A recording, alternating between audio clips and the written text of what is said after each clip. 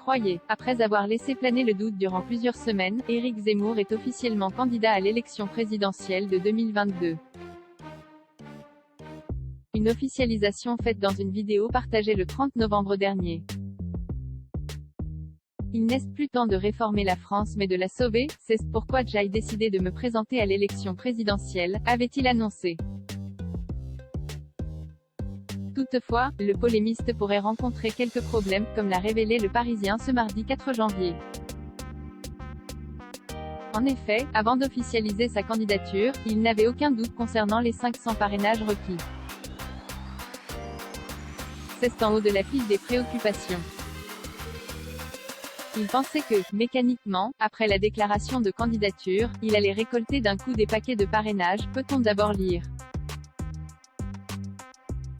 Mais ça ne s'est pas produit, est-il ensuite précisé.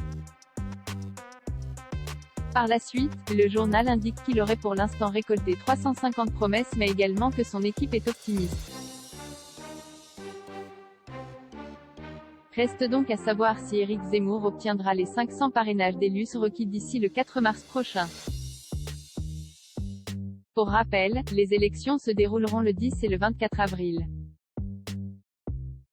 Il avait des doutes. Ce n'est pas la première fois que l'équipe d'Éric Zemmour évoque les parrainages manquants.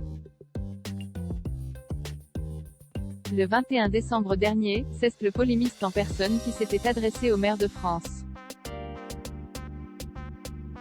En effet, il avait dénoncé publiquement le fait de ne pas avoir encore obtenu les 500 parrainages requis pour l'élection. Il faut donner la parole à des millions de Français et ne pas se laisser voler cette élection, avait-il affirmé dans une vidéo partagée sur son compte Twitter. Selon lui, le dernier espoir de mes adversaires est que je n'obtienne pas mes parrainages, avait-il poursuivi. Dans cette vidéo, le candidat aux élections présidentielles avait été très transparent, notamment concernant la raison pour laquelle il n'obtiendrait pas ses parrainages.